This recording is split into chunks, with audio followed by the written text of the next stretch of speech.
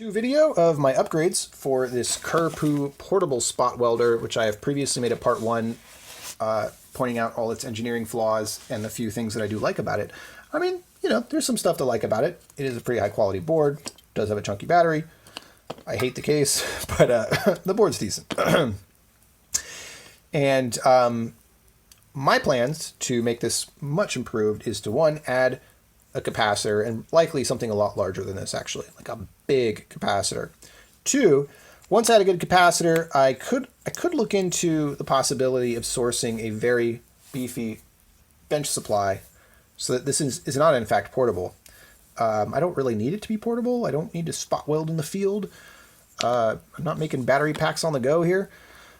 But that might be hard to do because of the very high discharge rates. And if that's the case, beef up the battery. This battery was basically made to spec. It can barely handle the discharge rates that are required, which is why it stopped working after only a year, less than a year. And so I can beef this up with some other poly batteries to give it more discharge capacity. Maybe even just make a giant lithium-ion battery pack. But of course, it would help if I had a spot welder to do that. Boom. Yeah, that's the annoying thing. I need a spot welder to fix the spot welder. We'll see what I can do though. Maybe I can hack up something really janky first to then spot weld a bunch of lithium-ion batteries, which I do have. I have a bunch of lithium ions. I don't like lithium polys. They break faster. They're lighter weight. They're good for, like, if you're doing aero robotics, you're doing stuff that needs to be elevated and hold its own weight. But in the case of this scenario, there's no need for that. And I'd rather have something more durable, easier to replace and upgrade. So yeah, big lithium-ion battery pack would be nice. I would like to know the capacity of this battery though, so I know what I'm aiming for to improve upon.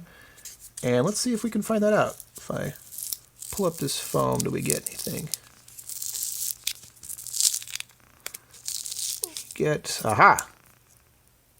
3,700 milliamps. 3.7 volts. Okay. So what's that? 70,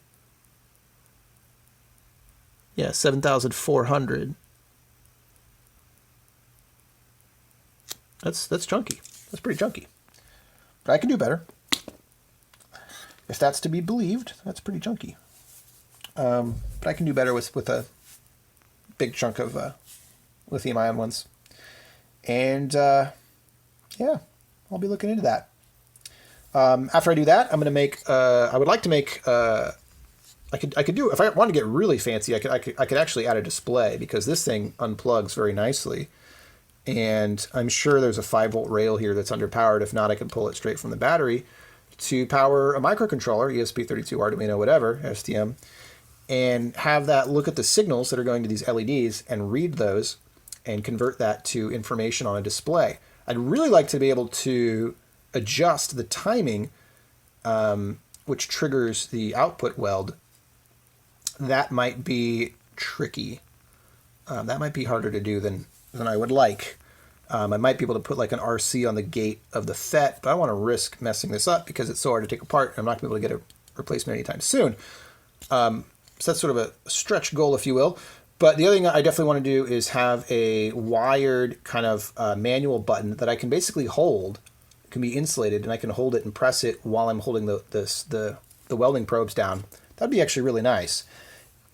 And then, of course, replacing the power on and the power meter with DTS6s, like standards. And again, those could also be in a UI board that's separate from this whole piece with the battery. Though I don't think that actually matters so much. It's mostly just the manual button that needs to be. So I might just repopulate those, call that a day. Anyway, those are my upgrades for now. I might come up with some more later. I definitely want to insulate this battery gap a lot more. I mean, look at that. There's nothing like, what is that, 2 millimeters? That's crazy. So we'll see what I can do with that. I certainly need to look into, if I do use my own battery, I have to look into getting some tabs like this that are really chunky. Might need actually a really powerful spot welder to build a battery with those tabs. Didn't think about that. We'll see what I can do though. That's it for this one. Segasonicfan, signing out.